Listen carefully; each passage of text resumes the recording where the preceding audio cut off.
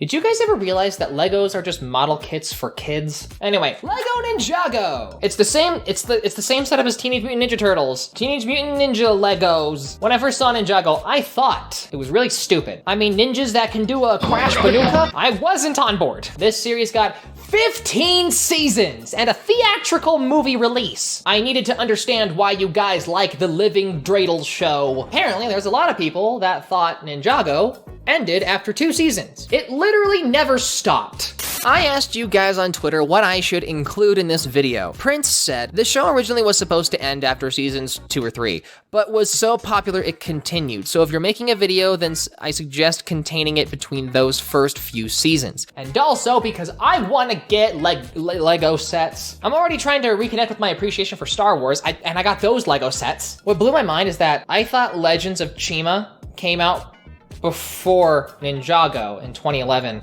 while Chima actually came out in 2013. And it flopped super bad. It was supposed to take over Ninjaga, and that didn't happen.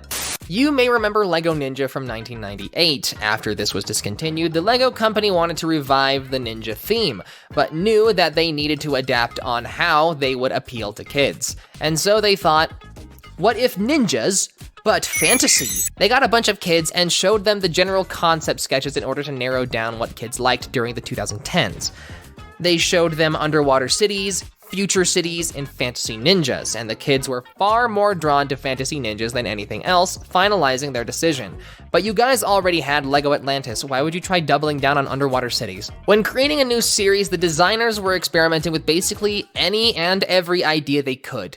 They even went in the direction of biker gangs and magical Vikings, which kids didn't really connect with, as you'd expect.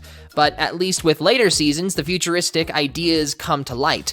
It's clear that after they got the kids in with the feudal Japan ninja idea, they were able to go off on their own ideas with future cities and that sort of thing. I always thought Ninjago was Ninja Go, but turns out it's a portmanteau of ninja and a Lego, and that makes it slightly less cool. Lego Ninjago is the Lego company's highest grossing original Lego series. It has made them more money than Bionicle, and we all know how insanely popular that was. Year after year, Ninjago regularly makes the list of the most popular Lego series of that year. Now, it's not the highest grossing Lego series, that belongs to Lego City, Lego Friends, Star Wars, and Ninjago is tied for 4th with Lego Technic. But still, the popularity of Ninjago is hard to deny. Ninjago initially released as this spinners game that I always thought it was them trying to rip off Beyblade. They wanted to make the minifigures come to life and wanted to incorporate the idea of a throwing star into the game, thus the spinning. Obviously, this game is no longer developed now. There was these special cards. They had like a little star at the bottom right. Some were 3D, some were shiny. You get them through promotions. I've just been collecting them because I found some really rare cards that only ended up in certain countries for promotions. Hardly people know about special edition Ninjago cards. Some are based on the normal standard cards. Some are based on 3D versions of the characterized cards. As of today, there is nearly 500 Ninjago sets created. There's plenty of books for Ninjago because Scholastic is eternal, Scholastic is omnipresent, you cannot escape Scholastic publishing. And you have the chapter books, the comic books, the Tale of Two Brothers, the Book of Spinjitzu, Pythor's Revenge, and a massive cacophony of books. There is more Ninjago books than there is Warriors books. They are pumping these things out. Tommy Andresen, the co-creator of Ninjago and the writer of the original mini-movies, his Twitter is the source of a lot of information either on what's happening behind the scenes or explaining questions of the canon of the show. He's notorious not only for being the bridge between the writers and the design team, but also for engaging with the community so fervently. It started 4 years ago when I was returning home from Comic-Con. Some teenagers started asking me questions about the show. We were making a show for kids, but at that point I realized that Ninjago had been around long enough for some of these kids to have grown up and still love it. I thought that was interesting, so I started the Twitter profile as an experiment to see if there was any interest to engage. I've been doing it ever since. Ninjago has a tightly woven canon and logic, and the longtime fans are eagle-eyed and will nail us if we contradict anything. Besides, I can't think of another show which can boast 10 years of uninterrupted continuity, a consistent style and voice cast. It's one of the great joys of producing the show year after year. However, it's the Hageman brothers that are the main writers for the show, and they've worked on other movies and shows like Hotel Transylvania and Troll Hunters. They mention they usually strive for a tone similar to Disney's The Incredibles, and have had to butt heads with Tommy Andresen on multiple occasions. They are no longer the current writers for the show, but had written the shows for about 10 years, having written seasons 1 through 9, except for season 7. I think it's time I dive into the show. This is Kai, a blacksmith, and this is Master Wu, who's apparently scouting around for recruits. I guess this isn't really feudal Japan since the Bone Boys are riding motorized vehicles and they're hunting down some map. The old man comes and saves the day, don't worry, but Nia was kidnapped. So now we have Kai's motivation to learn Spinjitzu and fight the Bone Boys. Apparently they're from the Underworld, so mortals can't just go there, and Wu starts doing a whole flashback about the 4 golden weapons of Spinjitzu, and apparently the older brother was a Spinjitzu disciple and that wanted power, and the map leads to the weapons. Wu is the brother that won against the evil Underworld guy. When I first saw this, I thought it was really weird how all the bad guys had vehicles in what looks like a time period where that shouldn't be possible. But there's actually a cool explanation as to why that is. But we ended up with the skeletons. When we figured out a ninja versus a skeleton is a very intriguing thing for a kid. It made sense to the kids when we asked them that this skeleton guy, who's the bad guy and he's the adversary to the ninja, he can have a monster truck which looks like a skeleton. That made perfectly sense for the kids, which was great, because that really liberated us to the point where we could then say, okay, but then we can have ninjas on dragons. And now it starts to become this whole fantasy thing. And now it also starts to become a building toy. Kids literally said, yeah, that makes sense. And now there's motorcycles. Talk about knowing your audience. And there is a whole 3-hour documentary on their channel about Ninjago. So you should go check that video out if you really want a deep dive into Ninjago. Only when you become a Spinjitzu master will you be able to face Lord Garmadon. I understand the weapons are magical and that's what gives them their power, but gold is a terrible material for weapons. Complete the training course before I finish my tea, then we will see if you are ready. Okay, Kai, step 1. Get Wu a bigger cup. Training montage. This is actually a good way to show off his character. The challenge isn't the training course, it's Wu drinking tea, and so he attacked the problem head on. How long did it take Kai to finish that training course? Because Wu did not lift a finger to help him. He just had to figure it out on his own. Kinda bogus if you ask me. Kai gets ambushed by the jealous students of Master Wu and start arguing that adding a 4th one is stupid since they already work so good as a team, and Wu says, yo, this is the fire guy. There's a fire weapon. We need the fire guy. And they have a whole Power Rangers moment where he tells them their powers. Spinjitzu is inside each and every one of you, but it will only be unlocked when the key is ready to be found. That just sounds to me like you don't know how to teach them. Are you really a Spinjitzu master, or are you just making all this up to get the kids to do your dirty work? They get the map to the golden weapons back, all ninja style. Kai is always going off solo because teamwork is hard, and so we're gonna need to go through the motions of team building and stuff. They find 1 weapon, and Bluebird J unlocks his inner eye and figures out Spinjitzu. Then Kai, and then the rest, they all just kind of figure it out, so all the intense hype from Wu was quickly delivered. Master Wu gets upset with Kai for using the golden scythe to win against the bad guys, which, like, why not use it? And Wu is just all like, oh, you think you're better than the team? No!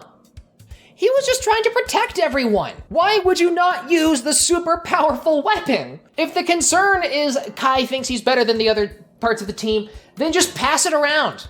Just let someone else use it.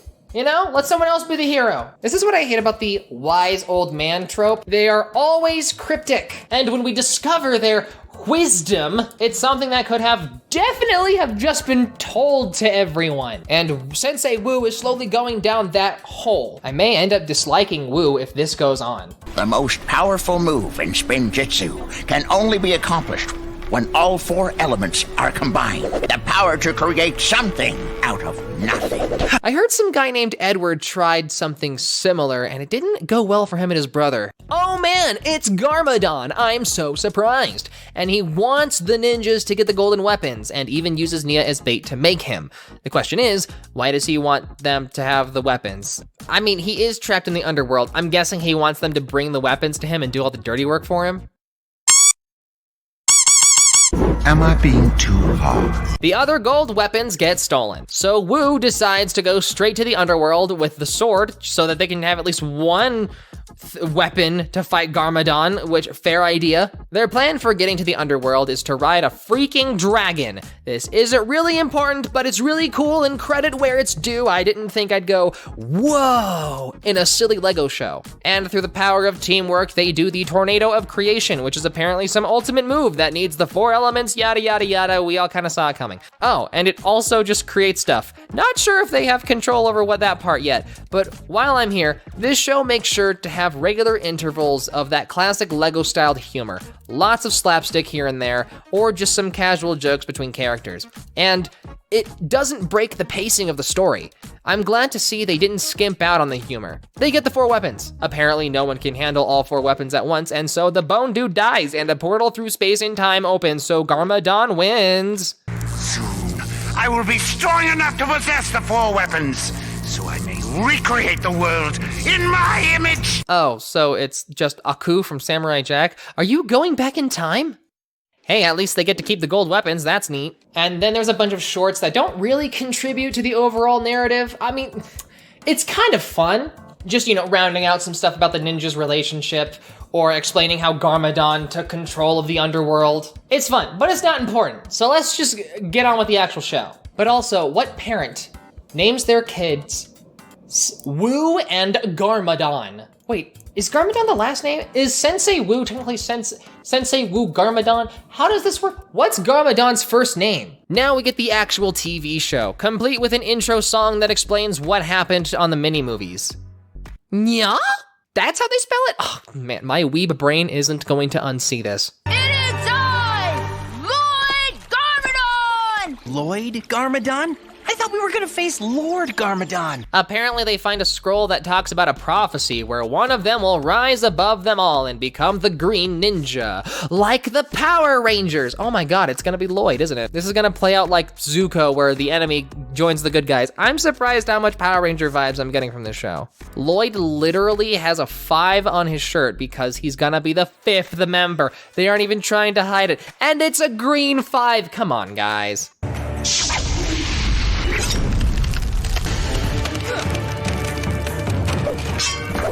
Wait, what? How'd you get them back? One of them should be encased in ice. New bad guys are snake people that apparently Lloyd controls, but there's obviously a coup that's coming, so we just gotta wait. Yet you instruct your army to make this playhouse for Lloyd? Snakes don't belong in trees. Yes, they do.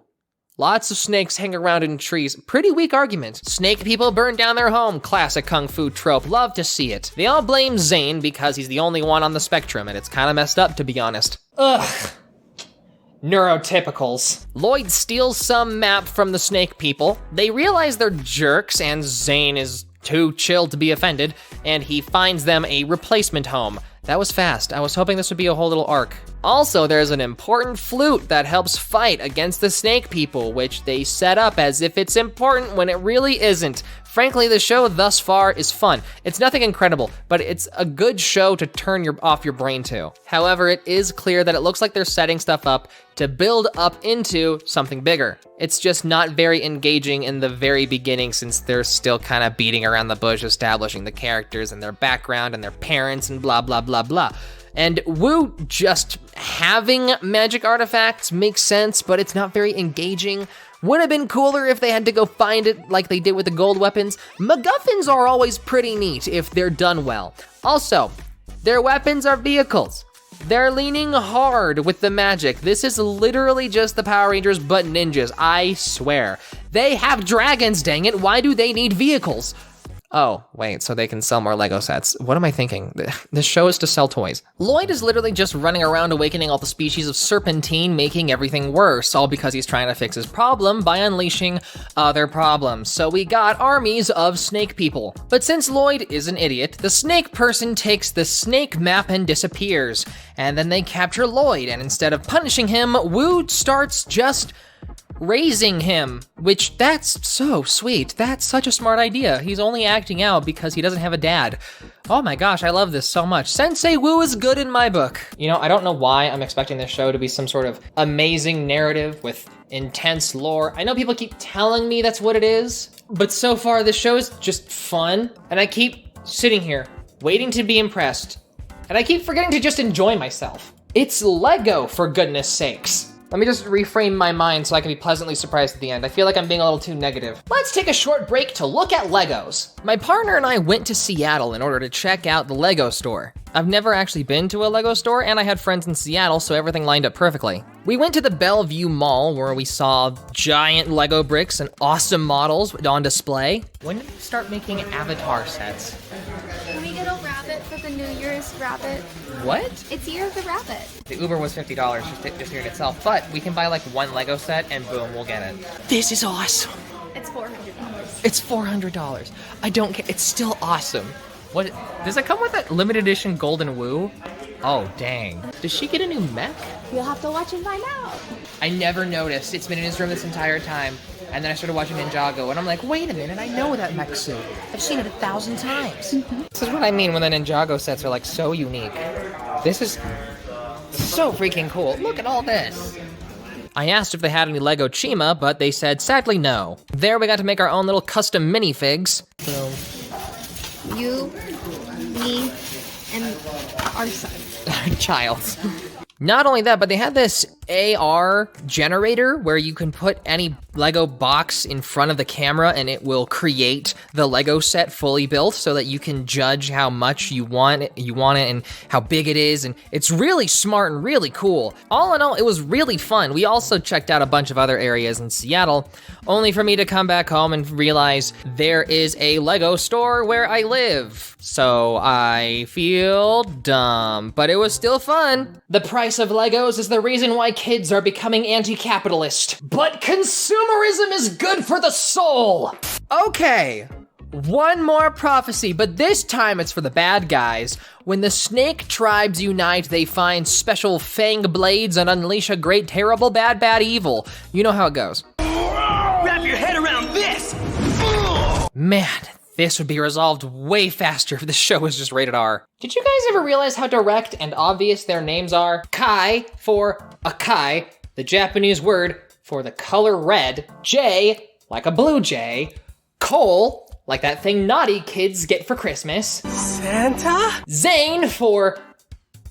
I actually don't know what Zane's name is supposed to mean. Side note, if you Google translate the color red, it'll say akka, but that's the noun version. When you use it as an adjective to describe something, you add an I or E at the end. I've had weebs in my comment section pretend like they know Japanese. And for someone who actually learned Japanese in college, really annoying. Oh, thank goodness. A fashion upgrade. Their original suits were boring. I hate to say it, but it was bad. This is so good, it should be on Project Runway. It's such an improvement. Pythor is like the Loki character where he rigs a fight and seats himself as master of the Serpentine like an emperor. Also, Lloyd is there being an idiot. You know, now that I think about it, I really shouldn't be surprised that LEGO went with ninjas to be their go-to show. We had TMNT and Naruto.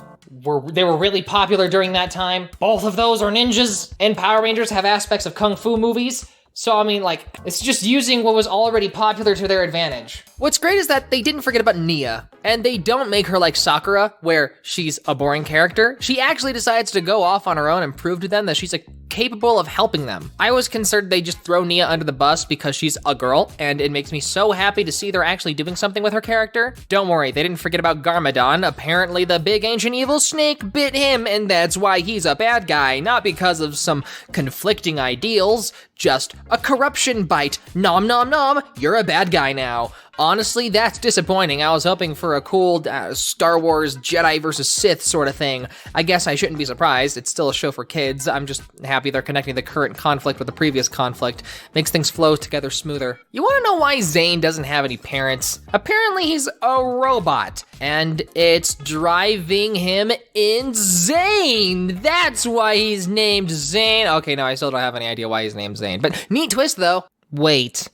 Are the writers comparing people on the spectrum to robots? That sounds like a discussion that I'm not knowledgeable enough to defend, so I'll just point it out and move on. It could just be that I just superimposed the idea that Zane is on the spectrum because it just made sense for his character, and this is just a me thing. I don't know, maybe I'm the bad guy. Whatever, discuss in the comments. Zane gets flashbacks of his memory of his father/creator and how Zane was created to protect people, and he literally watches his father die of old age, and as a mercy, he turns off Zane's memories before he passes away, and just, oh my god, that was so... I didn't expect something like this from the show. Are we getting to the point now where everyone says the show is really good? Because if we get more of this, I can see myself becoming a fan. Then he unlocks his true potential. They just keep adding more and more powers for these ninjas, I swear. It's always something with these guys. At a certain point, they'll be strong enough to face Goku. Wu decides to woo-hoo his way to Garmadon. Not sure why, he's going solo for a second. Jang and Nia are sorta dating, but to be honest, I really don't care. Good for them, but I'm here for the butt-kicking and bad jokes. I didn't come to stop you. I came to warn you. Your son's in danger. I forgot Lloyd is still prisoner to the Serpentine. They eventually all unleash their true potential because plot. But also it helps flesh them out. Better to have their powers come from inner strength rather than some weapon. Makes for better characters. You know, I feel like it's weird that they have family, except for Zane, but you know, whatever. I'm used to ninjas having dark and tragic backstories, and seeing them be healthy is strange, especially how they can switch into plain clothes, but plain clothes are modern. It's like an alternate history where no one abandoned the look of feudal Japan, but it still progressed in technology. I love this setting, to be honest, but my brain is short-circuiting, trying to adjust how it is. How many people watch this and went to Naruto and seeing how mature it is compared to Ninjago? I think the point I'm making is that Lego made this show because ninjas were popular, but it doesn't have a lot of aspects of ninja stories or kung fu or Ronin stories. It's just their own fantasy setting, but it has ninjas in it. Garmadon and Wu come back from the who knows where, so now Garmadon is back and ready to kick butt and take his son back. Is familial relations going to play a heavy role later in this show, and that's why they're introducing everyone's families? I love how Cole unlocking his true potential is just getting closure with his dad. Everyone just needs some therapy and you become gods. Why can't that happen in real life? Mia, the Lord of Darkness just became our roommate! That's a great title for a light novel. Hang on, let me jot that down. That's up there with The Devil's a Part-Timer. They fight the Serpentine to save Lloyd, so he's all right now. I can't get over the fact that Kai's true potential was unlocked when he decided to save an actual person over a weapon. I mean, like, I get it, the Fang Blade unleashed the end of the world, but also his big character development is to value human life. You could argue he's valuing human life more by keeping the world from ending, but I get it, he was being selfish. It's just, I feel like there's a few ways you could interpret this. Kai and Zane's true potential were more interesting than Cole and Jay, that's for sure. Why do you have 4 arms? How did you discover the key to unlocking your powers? I wanted the Fang Blade so badly, to prove I was good enough to become the Green Ninja. All of my training to become the best ninja wasn't in preparation to become the Green Ninja. It was to protect him.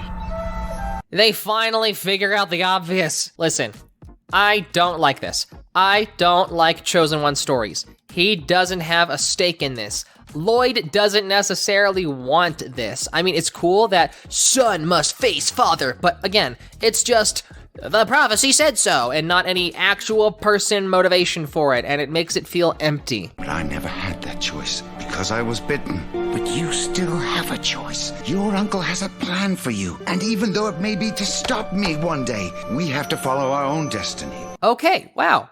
Garmadon is actually a good dad. Lloyd doesn't care. His dad is still evil and wants to take over the world. So he says, haha, screw you, you suck. Can't blame him. I would do it too if I was in his position. Your spin jitsu may be powerful. But the blade is more honorable. Batojutsu! The ninjas steal all of the fang blades from Pythor, but it was too easy. Pretty sure Pythor is up to something. Evident by him on their ship, they go to Mount Doom to throw the fang blades into it in order to destroy them. And oh my goodness, how many tropes are they going to smash into the show? At this point, I want to see how many I can point out. Take a drink when they make a reference. Pythor gets the blades back, not sure why he bothered going through all this trouble. Okay, quick gripe. They have the Tornado of Creation. Why don't they use it more? Can't they just whip up whatever they want at any time? Heck, they could just make a new house, couldn't they? I feel like they aren't getting creative, which is kind of the entire point of Lego. He awakens the Great Devourer, and Wu is trying to keep Pythor there so to get eaten, even if it means getting eaten with him. Because apparently Wu had a vision, he was going to die. Boss battle time, baby! I can't tell if he died or if he just did an Obi-Wan Kenobi and poofed out of there. Speaking of making new homes, their boat home gets trashed. And I mean, I'm saying you could just magic tornado up a new one, a new home, for a new Lego set for us to buy, and it wouldn't even be hard. Did the writers realize how powerful the power of creation is? Oh wait, they probably did and are choosing not to use it. That probably makes sense. Zane, you still have a recording of the sacred flute in your memory bank? But I have its exact tone recorded and ready for playback.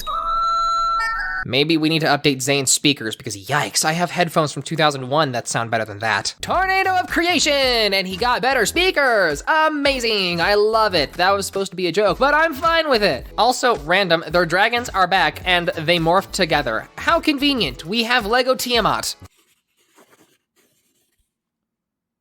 Hey, didn't they used to have dragons? Oh yeah. They give Garmadon all of the golden weapons because they can't figure out how else to beat the Devourer, and so now that's gonna be a whole other issue, but hey, I can't blame them. If a guy says that he can wield all 4 weapons and can stop a monster from eating the world, I wouldn't care that he also wants to take over the world. A world taken over is better than a world eaten. Honestly, this makes sense. Garmadon is getting his revenge against the snake that turned him evil and took away his agency in life. Technically, that thing is the reason there's a rift between him and his son, and it's satisfying. Not very satisfying, but good enough. Oh hey, Sensei Wu is all right. What a relief. Season 1 was okay.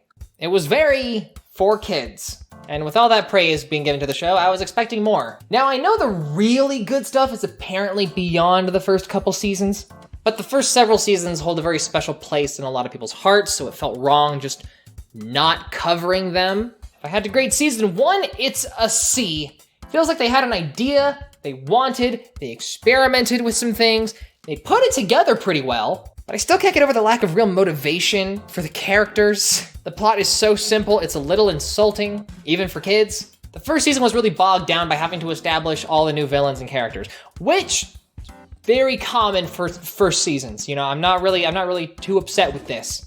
I have no doubt, so long as they don't introduce more villains and characters in the next season, or at least as many as they did in this season, that it's only gonna get better in season 2. So let's check out season 2.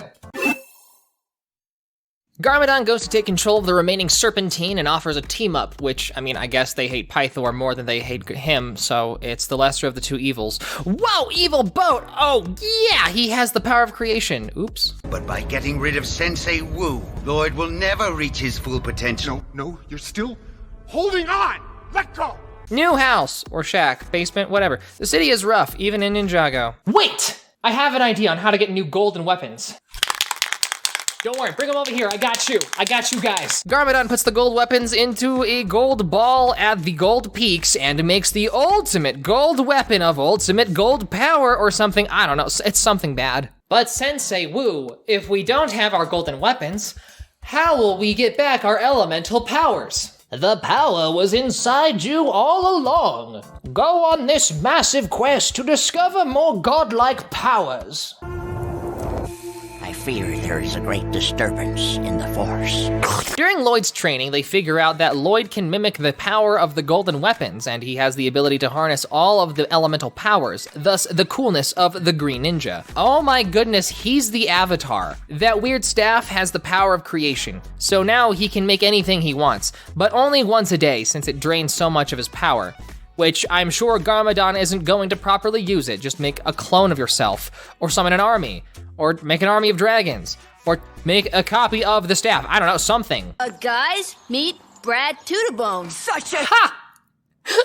That's the first joke in this show that's gotten me to audibly laugh. Season 2 is looking up. The beginning of Season 2 is actually really fun. It focuses more on the fun quirkiness that LEGO properties usually have, and it focuses on Lloyd slowly developing his skills, making him develop from a boring, uninteresting, annoying little twerp to a kid that's slowly coming into his own, and maybe you can root for him a little bit. So far, if you're going to watch Ninjago for the first time, I'd recommend starting with Season 2, or at least skipping Season 1, or just watch my video and start where I left off. Whatever works. They get their shit back, don't worry. Behold, Dromaeosaurus theropod Grundalicus, otherwise known as the Grundle. They really just let that one past the editors, didn't they? I'd like to think the writers knew exactly what they were doing. Rise, Grundle, rise! You know, Garmadon, if you're really having trouble getting your Grundle to rise, there's a pill for that. Mother Doomsday. Well, if it isn't Lord Hemorrhoid Garmadon. I'm sorry, did he say Lloyd Hemorrhoid Garmadon?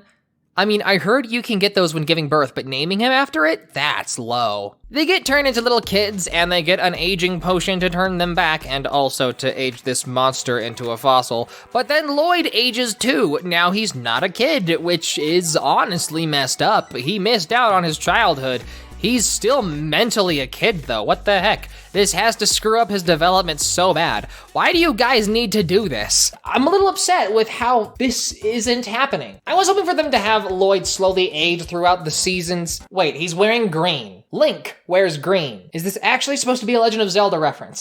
Speaking of references, they travel back in time and we got the Back to the Future reference. Oh my god, the writers are all a bunch of nerds, and I love it. And you'd think they'd go back in time to get their old gold weapons back. Wrong! They used them to destroy the Mega Staff that Garmadon has, which, my gosh, that would completely change the present, wouldn't it?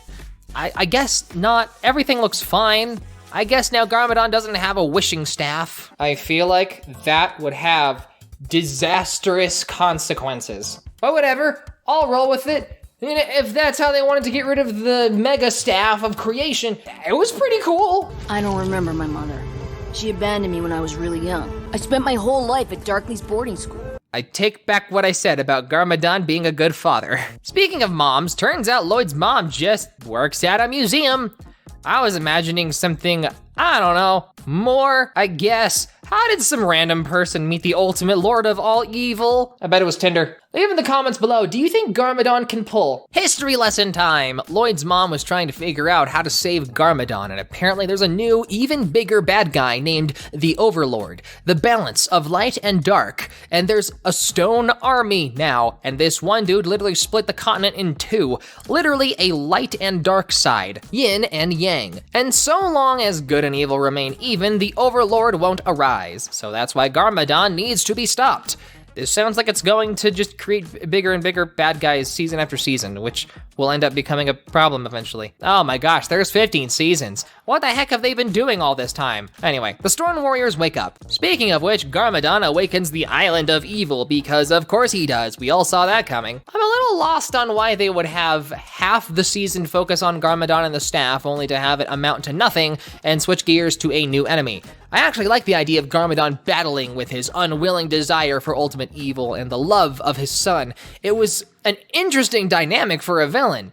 Now we have generic bad guy of evil. I think that this is a downgrade. More prophecy hootenanny, where there's a doomsday countdown clock and there's an evil helmet that gives Garmadon power, but he can't take it off without guaranteeing the countdown. And now he controls the army of the Overlord. Does he not find it suspicious that there's an evil voice giving him everything he wants? The threat of an indestructible army and pushing the ninjas to run away is engaging. It's like the tension you get from a zombie apocalypse story where there's an insurmountable odds and you're desperately trying to save everyone.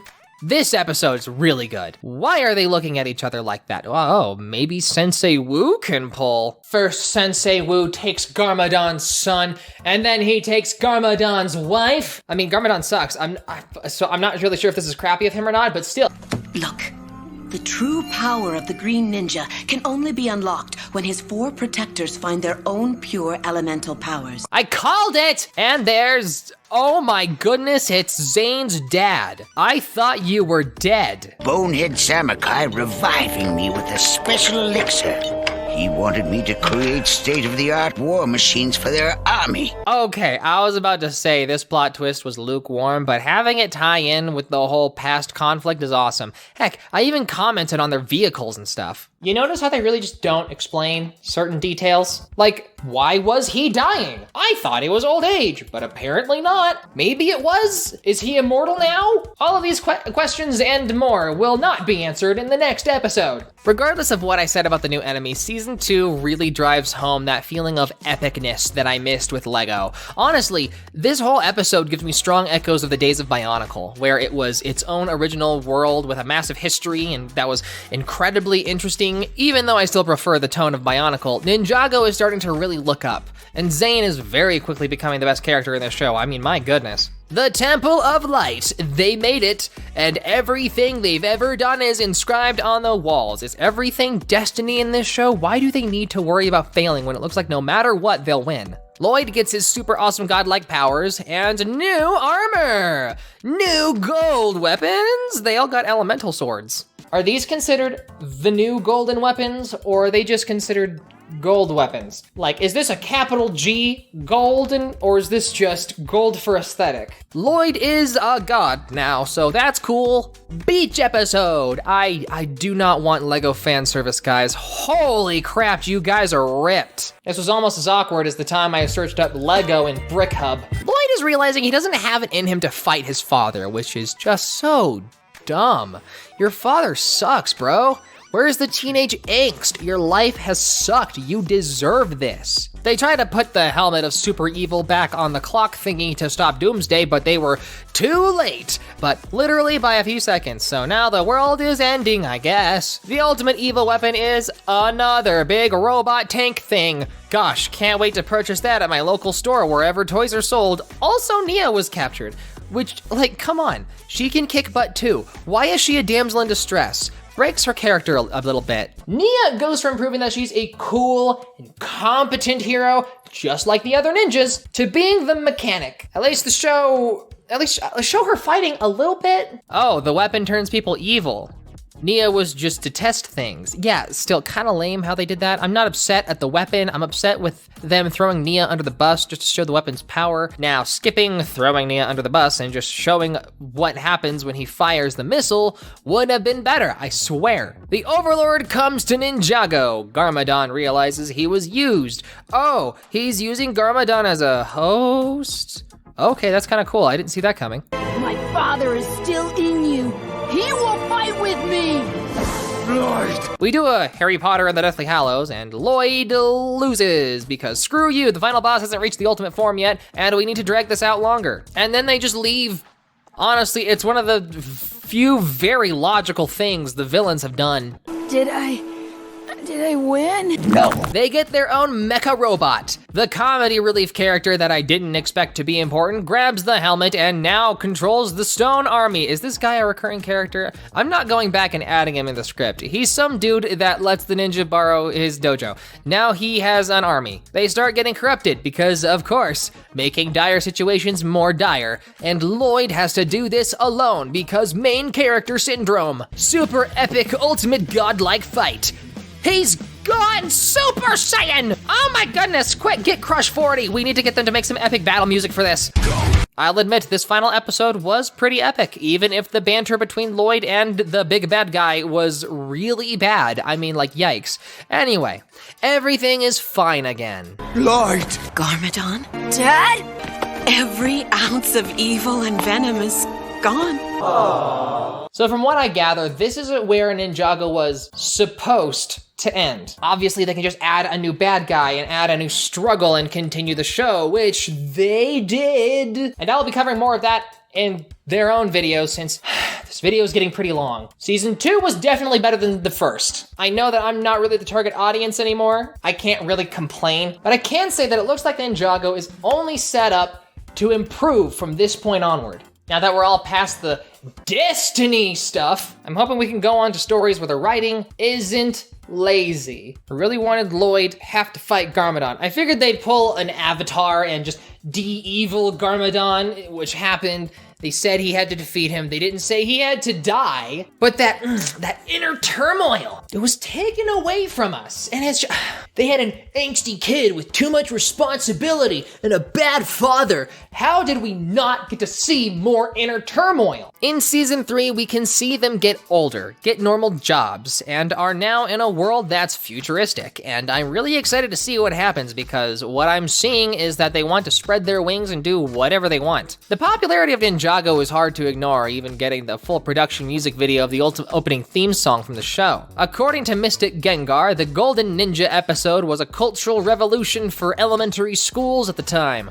And just to see how much Ninjago has changed over the years, let's take a look at the future and see what is happening in season 15. I have no idea what's happening. Oh my goodness, Zane is full robot. It's so futuristic. Oh, the Serpentine.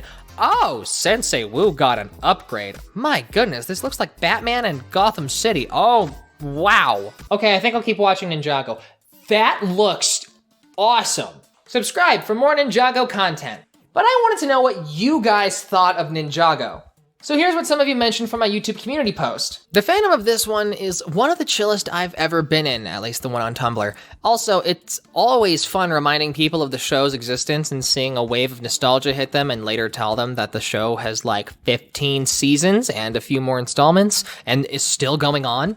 Me and my friends were obsessed with this show as kids, and we would always hang out and pretend to be the ninja at recess. I stopped watching around season 6, but came back a few years ago and have absolutely flabbergasted at the fact that it was still going.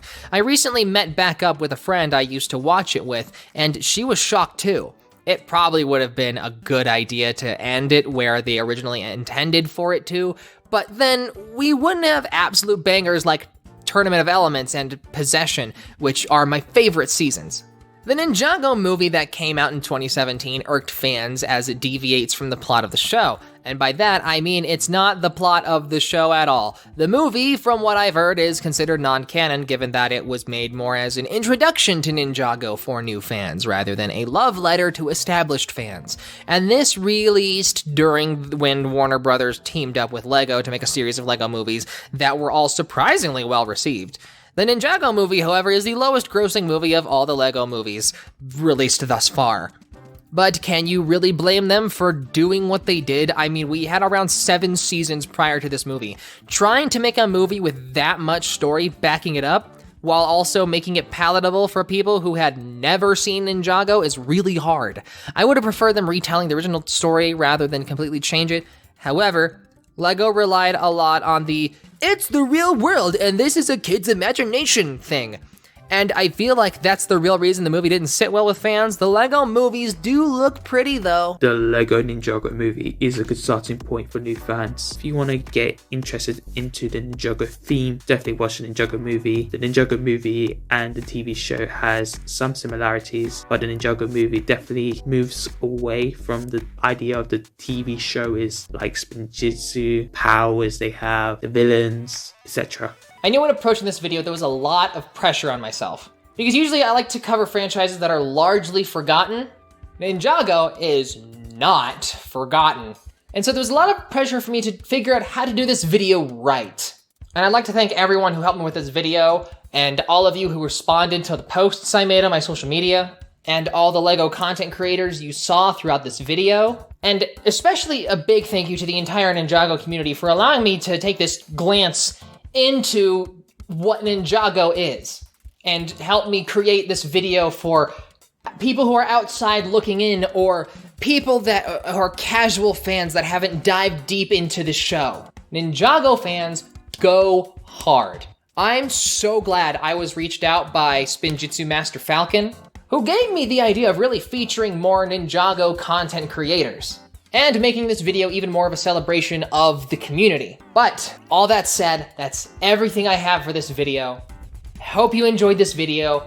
Leave your comments down below on what you think I should do next, what you think I got wrong, what you think I got right, anything whatsoever. Be sure to share this video if you can. Subscribe if you want more LEGO Ninjago content coming up in the future, because I do want to review the seasons every season if I can. You know, any reason I need to indulge in more LEGO sets, I will take it. I hope you enjoyed this video. Stay beautiful and keep playing.